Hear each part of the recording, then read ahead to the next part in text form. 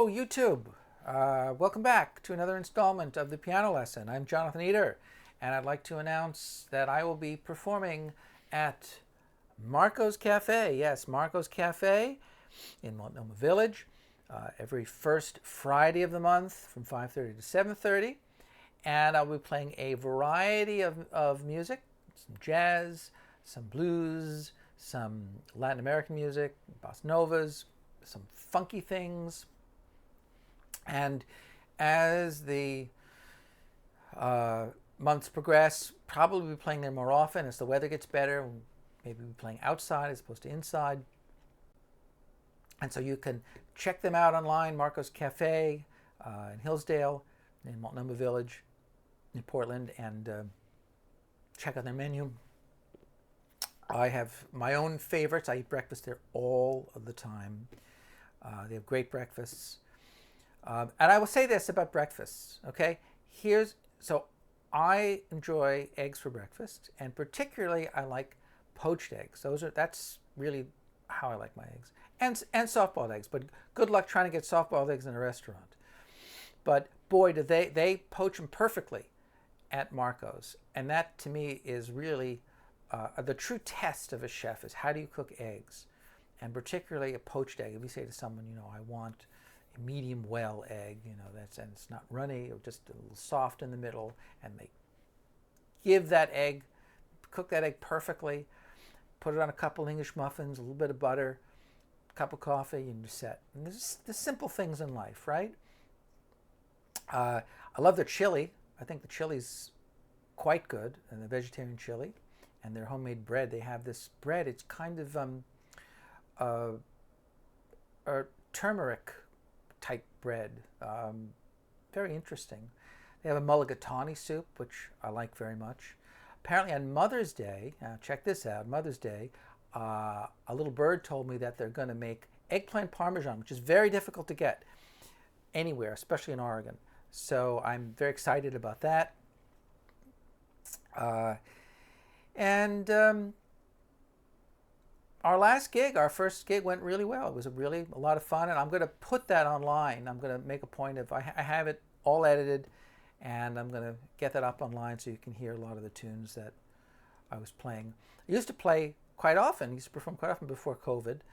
I used to play at the Benson Hotel, and I used to play at the Heathman Hotel, which was a joy because they had a beautiful big 7-foot Steinway B there, which was a lot of fun to play. And I think actually the B is actually 6'10.5" to be precise. That's the Steinway B. But no more, unfortunately. It's very hard to get a piano anywhere. To play on a real piano is a big deal. So I bring keyboards to my gig. And I don't particularly care, however, for the sound of an electronic keyboard. So what I do is I use the other sounds, which I think are more musical. And one of those sounds, I love the sound of the vibes. I've always been attracted to the sound of the vibraphone. I actually was lucky enough to perform many years ago as a young man with Lionel Hampton, the great Lionel Hampton, the vibe player. One of my teachers was Dave Samuels from Spyro Gyra, if people remember that band. And the other thing other sound I use is the sound of an actual bass. And these days, those bass sounds are very convincing. So I like the sound of an acoustic bass. I have a Yamaha keyboard, and the keyboard that I bring along is not 88 keys. There's really no need to have 88 keys at all. This has 73 keys. It's perfectly adequate. And I have a great Korg drum machine that actually has the sound of a real drummer in it. It's pretty amazing. It comes with foot pedals. I can start it and stop it when I want, and do drum fills and change the beats and change the tempos. It's set up so I can do it all on the fly, and that's the whole fun of playing, is that you just kind of want to be spontaneous. I don't want to have to program things. I really don't. And then I think I'm going to bring another keyboard this time.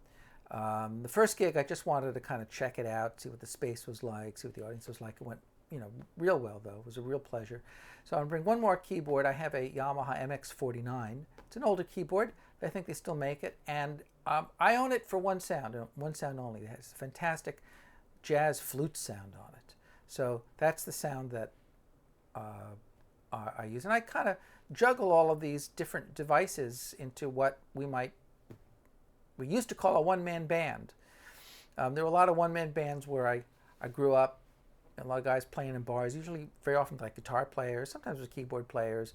The guitar players would have foot pedals, like bass pedals, they would play and sing. But I wanted to also share with you how I play, because I do play a little differently when I'm trying to get across the effect of different instruments. And really, that's what the piano is about. The piano is really a one-man band. When you're playing the piano, it's one of the first things I was taught in my early jazz lessons. When you're playing the piano, you're supposed to sound like a band, okay? And even if you just look at a piano score, you see the way it's written. It's written to make it easier to see the various layers of instrumentation, or I'm not going to say that it's not implied instrumentation, but it is in a sense. And the way you get that across is through the use of dynamics. So you have a very clear melody, a clear bass line, something that's rhythmic, like rhythmic chords. And one of the tunes I like to play is called "Watch What Happens," and I think we kind of talked about that last week. But I want to just musically, I want to kind of show you what I mean. So the melody is.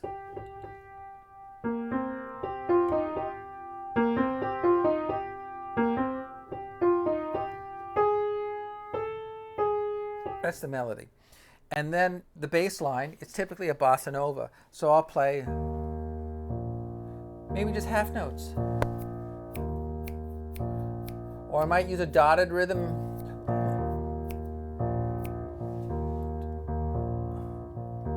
I might just do that, right? And then there's the chordal aspect of it, like a guitar player,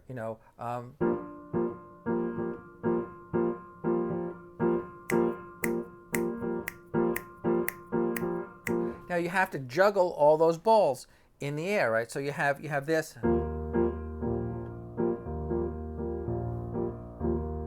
Right? You have the melody.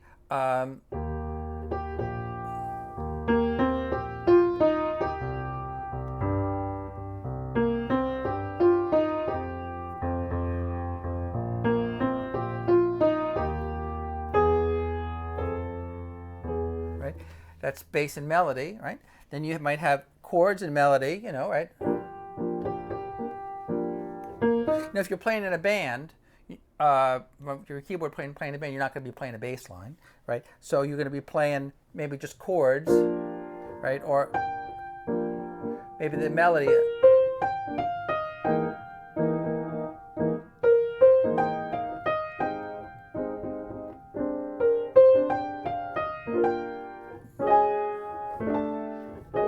But now, how do you do all three of those?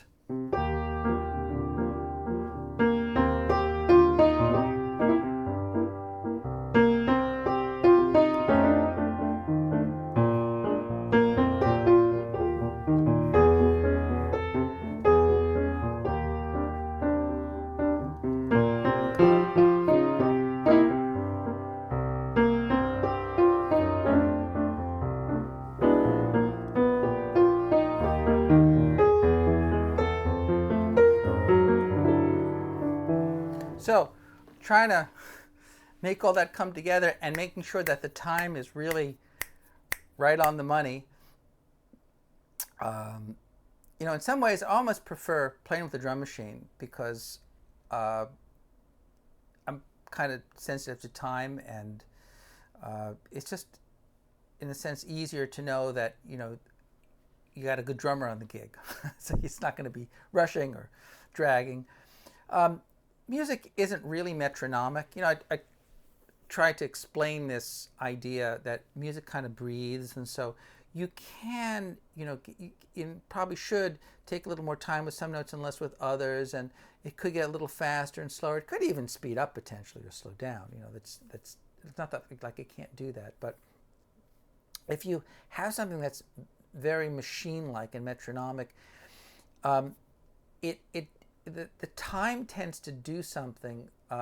It tends to collapse into itself. It's almost like you're running out of air. It's like you have a big breath of air, and like a balloon. It's like the balloon slowly loses air over time, and then eventually it just kind of shrinks. So, in some ways it's easier to play with a drum machine because you have a definite, solid beat, right? But that's what a band like Steely Dan, for instance, a studio band that plays with a click track, or movies, right? A movie score, you typically have everyone has a little click track in their ear so that everything's synchronized perfectly. It can work. It's not like it can't work, but it has its own sound, right? It doesn't. It's a different kind of sound, and there are advantages, but in some sense you have to make it musical despite the metronomic quality of that. By the way, the same principle I think holds true with piano tunings. If you tune a piano perfectly in tune, it will sound out of tune. Okay? So what I mean by that is when you tune a piano, it has to be tempered. Some people call it stretch tuning, but as you get higher on the piano, those notes actually have to get a little sharp, a little bit slightly higher.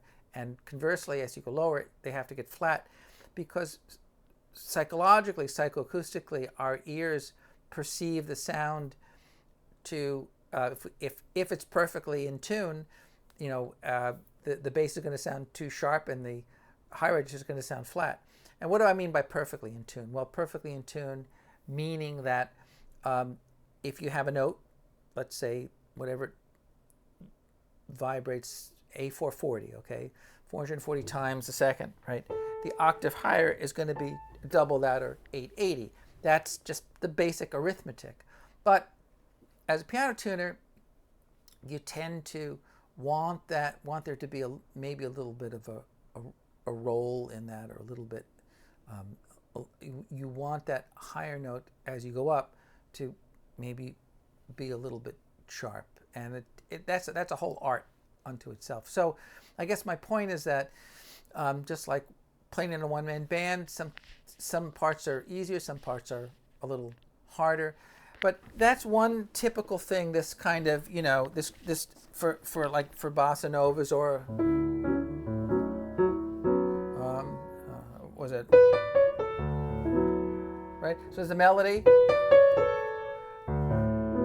and the softer accompaniment.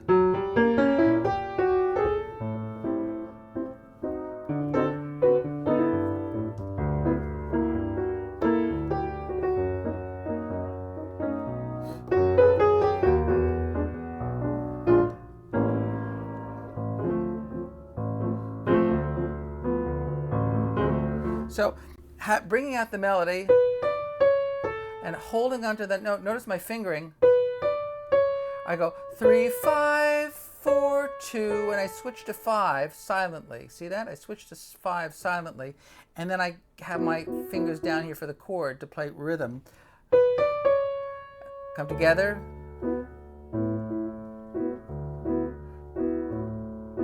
So I'm playing rhythmically short notes, light on the piano here, and at the same time holding this almost like a hinge, Going up the keyboard, fingering 2, 1, 2, 3, 5, 4. So I went over, kind of did a karate chop. You can do that. You can go over with fingers. Connected. There's the chord, and I can also hold a note down here.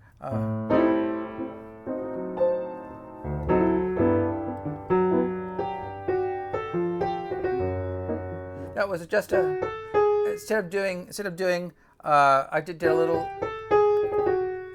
ornament there just to kind of add some extra, oomph to what I was doing. And there's like a little vamp you can do. This is Wave. This is a Joe Beam tune. Just kind of a simple. I also do a lot of ghost notes too. Just almost touching the key. Or organists do that. They do ghost notes with their feet on the pedals, where they don't actually even play notes. They just kind of ghost them.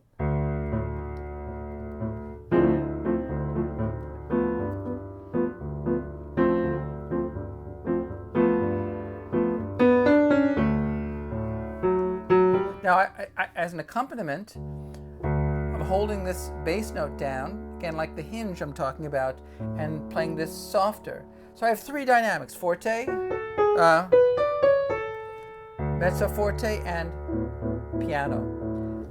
That's kind of the essence of playing the piano. That's what it means to sound like a band, to manage those dynamics. Now, those dynamics that I'm discussing, those are that you might call those the dynamic levels that you're right, the kind of thinking vertically, right?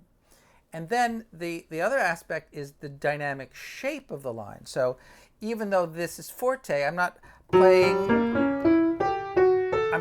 every note exactly the same. I'm starting maybe mezzo forte, crescendo, a little less, least. I'm not accenting that top note. A lot of people just habitually accent the highest note, which is a bad habit to get into.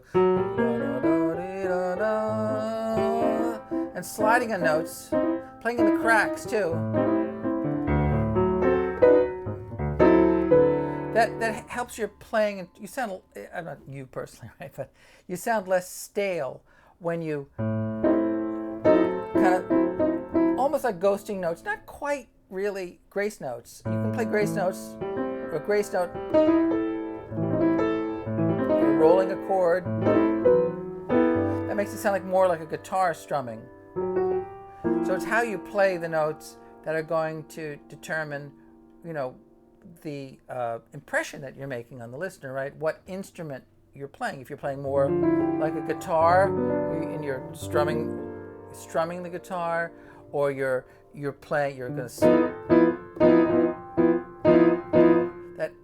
Now, when I slide on those keys, to me that's more of a brass sound. Frankly, that's more of like a whap da da, a little bit, and occasional accents.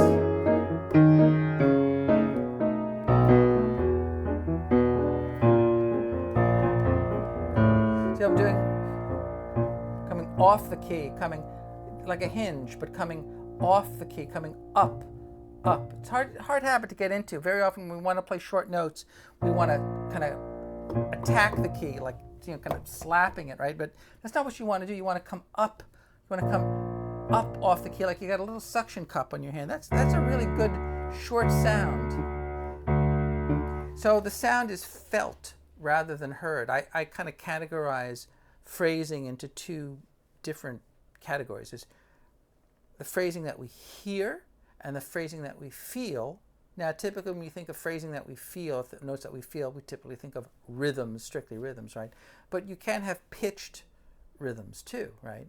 And you can have, it's not black and white. It's all or nothing, right? There are gray areas. So you can have pitched notes that are felt more than they are heard, and then you can have rhythmic notes that are heard more than they're felt, perhaps. But you can also change the melody, so you hear the melody, and it's very explicit, right? And also the whole aspect of pedaling, right? We think of pedaling the piano with our feet, and that's extremely important. That's really half of piano playing is pedaling. Very often when I have a line like that, I will start with the pedal down. See, pedals on, pedals off. You can't see my feet, but you can tell. always starting with the pedal down, pedal, pedal, pedal, pedal, pedal, pedal, pedal. Why would I do that? Well, because I want the benefit of the resonance of the keyboard. That's a dry sound. That's without the pedal. This is with the pedal. This is with the pedal down, not lifting.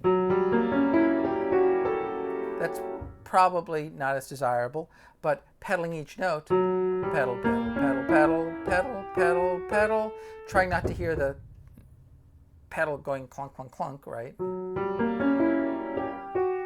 Or you can do it in waves, wave, right?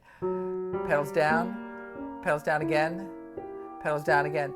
And when I lift the pedal up, I'm just lightly damping the strings. I'm not damping the string all the way, but maybe just, hear that? Just part of the way, you know.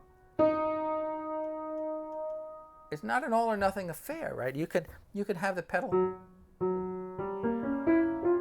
That's an instance where you could probably hold the pedal down and not worry so much about having that clatter, that blurred note, because you're not holding it, you're not having the dampers lift completely off the strings, right? You're just having them kind of just slightly raised over the strings. So all of those things together, you know, make for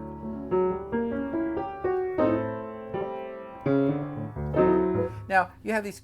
When do you know what to do what? Well, okay. So if your right hand is not doing anything, or if it's holding a note, your left hand does something, right? And vice versa, right? If your left hand is doing something, your right hand can hold a note. But this. Now that's a lot of stuff for the right hand to do, but as soon as we get to the A, we got time to do something, right?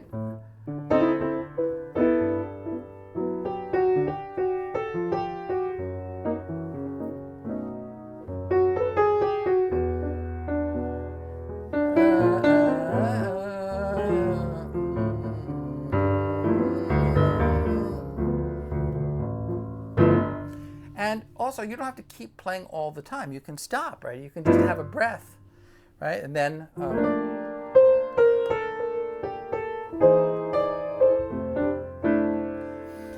you know, very often when I repeat a chord, that's the exact same notes over and over again.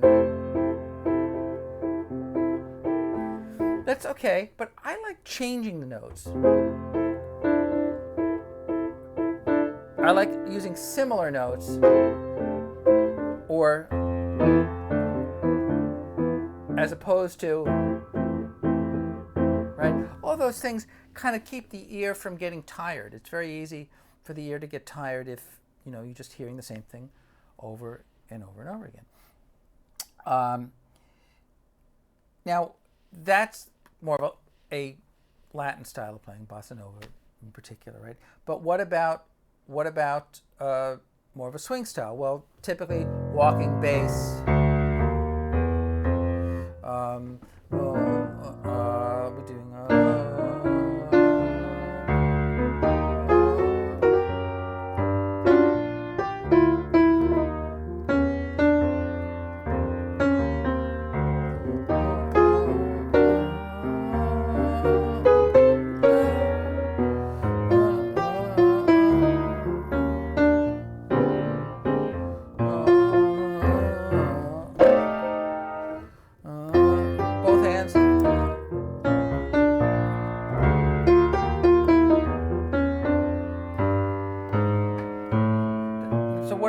What are these? These are just quarter notes, mostly, outlining the chord and approaching the new chord by half step.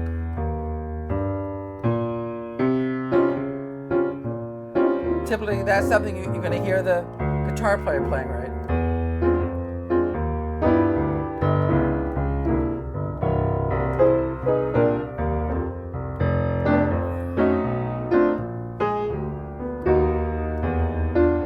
The melody, right? So the melody is, notice I'm connecting all the notes and I'm playing a nice healthy forte. keeping a beat. Not so easy to do.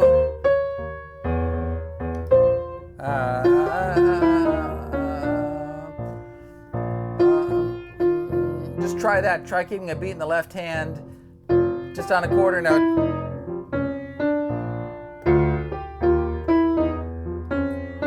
Now adding the harmony, parallel thirds. Those are parallel thirds.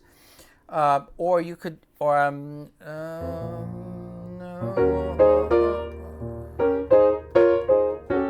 but doing all three again, juggling all three aspects. So,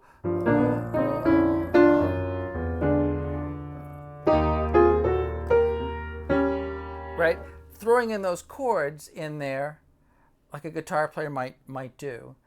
I had a big hole. I was holding a note, so I have a moment to do that. Now it takes a lot of years to get to that point, but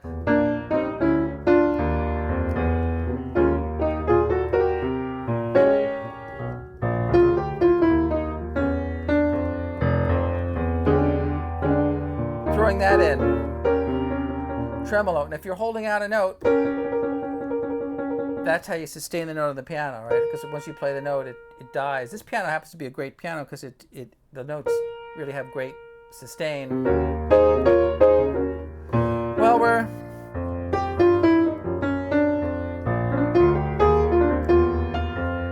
coming up to our end of our lesson.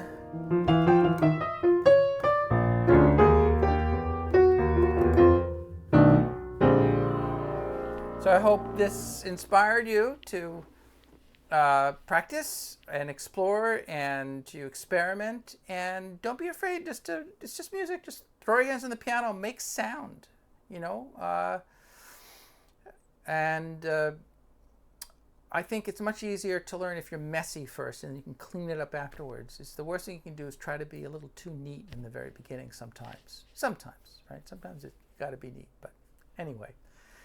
Okay, I'm Jonathan Eder. This has been the Piano Lesson. Remember, you can see me at Marco's Cafe. Let's get the exact date here. The next time I will be there is May 3rd. May 3rd at 5:30, 5:30 to 7:30. So Friday night. So see you then. This is Jonathan signing off. Adios.